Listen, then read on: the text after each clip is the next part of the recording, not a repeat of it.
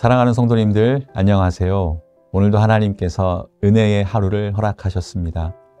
오늘 하루가 은혜로울 수 있는 이유는 이 매일의 묵상이 있기 때문임을 믿습니다. 말씀을 통해 힘과 은혜 충만한 시간, 하루 되시기를 축복합니다. 오늘은 다니엘 8장을 함께 볼 텐데요. 제가 4절 말씀을 읽고 함께 은혜 나누는 시간 갖도록 하겠습니다. 내가 본즉 그 숫 양이 서쪽과 북쪽과 남쪽을 향하여 받으나 그것을 당할 짐승이 하나도 없고 그 손에서 구할 자가 없으므로 그것이 원하는 대로 행하고 강하여 졌더라. 아멘. 다니엘서의 강대국들을 흥하고 망하게 만드는 공통된 계기가 있는데 그것은 성공과 성장에 대한 열망입니다. 다니엘서는 그 성공에 대한 열정을 원함이라는 말로 표현을 했습니다. 읽어드린 4절에 보면 숫 양은 그것이 원하는 대로 행하고 강하여 졌더라 라고 했죠. 이 4절 말씀은 페르시아가 거침없이 세력을 확장해 갔다라는 뜻입니다. 그가 원하는 것이 바로 강함이기 때문에 마구 학대했고 점령했고 잔인하게 빼앗았으며 영토를 확장시킨 모든 행위를 강하게 되기 위한 과정으로 합리화했습니다. 그런데 이런 원하는 대로, 자기 마음대로라는 표현이 다니엘서에 여러 번 반복이 됩니다. 우리가 나중에 보게 될 11장 3절에서도 장차 한 능력 있는 왕이 일어나서 큰 권세로 다스리며 자기 마음대로 행하리라 라고 했고, 또한 15절과 16절도 보면 이에 북방 왕은 와서 토성을 쌓고 견고한 성읍을 점령할 것이요 남방 군대는 그를 당할 수 없으며 또 그가 택한 군대라도 그를 당할 힘이 없을 것이므로 오직 와서 치는 자가 자기 마음대로 행하리니 그를 당할 사람이 없겠고 그는 영화로운 땅에 설 것이요 그의 손에는 멸망이 있으리라 라고 했습니다. 다니엘이 이렇게 반복해서 언급하는 원하는 대로, 마음대로에서 우리는 어떠한 묵상을 할 수 있을까요? 사실 이 원함은 단순한 욕심의 문제가 아닙니다.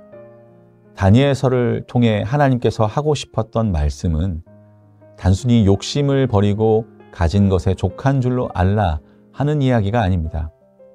다니엘이 지속적으로 드러내고 싶은 것은 자기 마음대로 했던 왕들이 욕심이 많은 사람들이었다라는 것이 아니라 그들이 역사 혹은 인생의 주인인 줄 알고 그랬다라는 겁니다. 자기들이 역사의 주인이라고 생각해서 모든 것을 자기 뜻대로 하고 싶었던 것입니다. 우리가 알아야 할 것은 이 원함과 욕심의 배경에는 주권의 문제가 있다는 겁니다. 사람들은 모두 주어진 상황과 여건에서 자신들의 원함대로 하고 싶습니다. 원하는 것을 가지고 싶고, 원하는 대로 말하고 싶고, 원하는 대로 살고 싶습니다. 감정과 욕망을 절제하는 것이 자연스럽지도 편안하지도 않죠. 오히려 그것을 펼쳐내고 이루어내는 것이 꿈인 시대입니다. 그 원함과 욕심이 얼마나 큰지 전능하신 하나님도 다 채워주실 수 없을 것이라는 말도 있지 않습니까? 그래서 중요한 것은 우리의 원함에 파수꾼을 세워 경계하고 있는가라고 하는 것입니다. 우리가 우리 인생의 주인이 아니기 때문입니다. 나의 원함에 파수꾼을 세운다라는 말은 철부지 아이처럼 내 원함을 절대화시켜 그 성취에만 몰두해 다른 사람이 감수할 희생과 수고는 아랑곳하지 않는 것은 아닌지 살펴보아야 한다는 겁니다.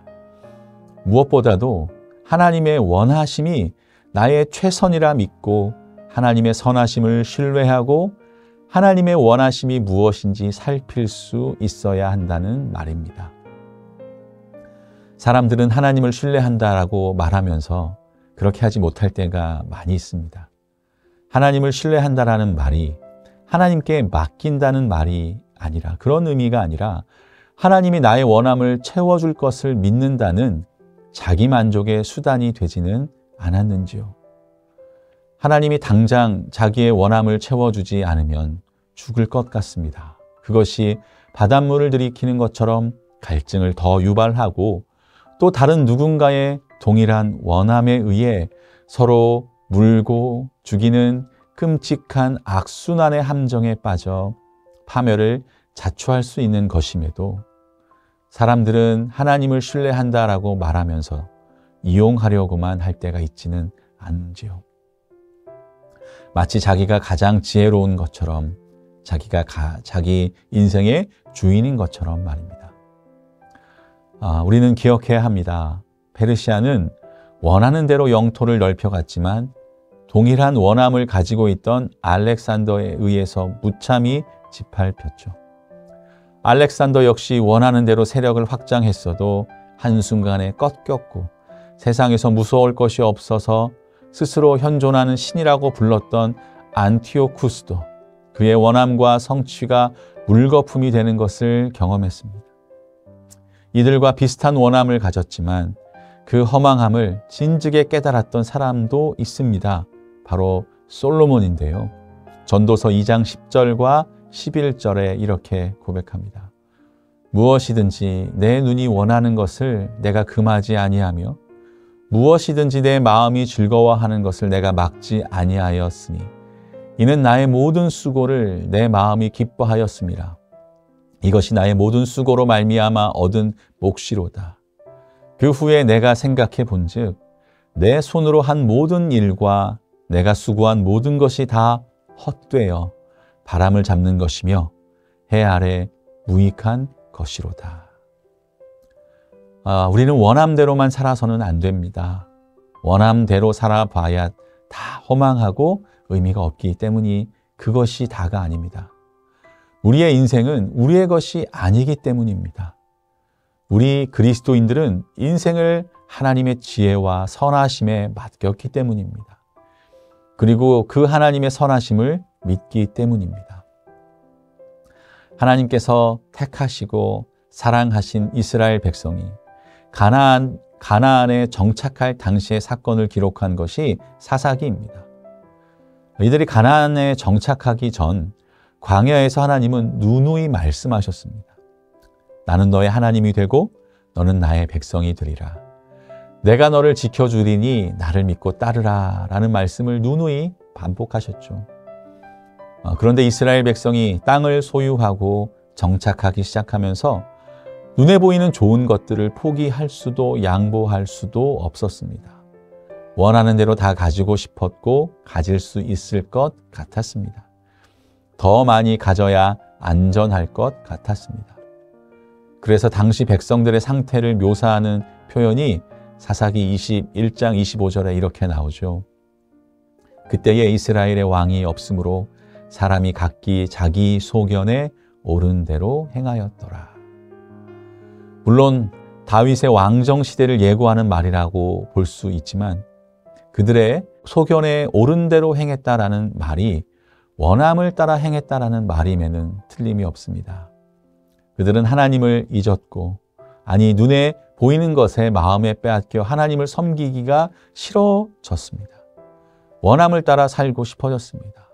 그 원함은 생존을 위한 꿈 같았지만 심각한 것은 주인을 잊었다는 것이 아니겠습니까? 그 옛날 청교도들은 주님의 뜻대로라는 말을 입에 달고 살았다고 합니다. 이 고백에는 모든 일에서 나의 원함이 아닌 주님의 원함을 따라 살겠다라는 간절한 마음이 있습니다. 하나님의 원하심 앞에 나의 원함을 꺾어 순종하겠다는 그러한 결의가 담겨져 있습니다.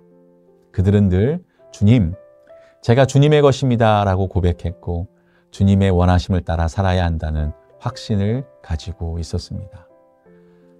사랑하는 성도님들, 오늘 우리에게도 이러한 믿음이 있기를, 그 믿음의 고백이 있기를 간절히 소망합니다. 그리고 그 고백이 우리의 삶이 되어 내 원함과 욕심이 아니라 하나님의 뜻이 우리의 삶 가운데 이루어지는 하나님 나라 백성의 삶을 살아갈 수 있기를 주님의 이름으로 간절히 축원합니다. 기도하겠습니다. 언제나 우리에게 선하신 하나님 아버지, 우리의 원함과 욕심은 끝이 없고 그로 인해 여러 가지 죄가 있고 그로 인해 하나님과 멀어져 갈 때가 있음을 고백합니다. 용서하여 주시옵소서. 욕심이 잉태한 즉 죄를 낳고 죄가 장성한 즉 사망을 낳느니라 라는 그 말씀을 잊지 않게 하시고 주님의 주인 되심을 잊지 않고 그 선하신 주님의 인도 아래 사는 그러한 삶이 부족함 없는 삶인 것을 믿으며 주님 뜻대로 살아가는 우리의 삶이 되게 하여 주시옵소서. 주여, 우리의 원함에 파수꾼을 세워 주시옵소서. 당신의 원함을 내려놓고 아버지의 뜻대로 되기를 원하셨던 예수님의 이름으로 기도드립니다. 아멘.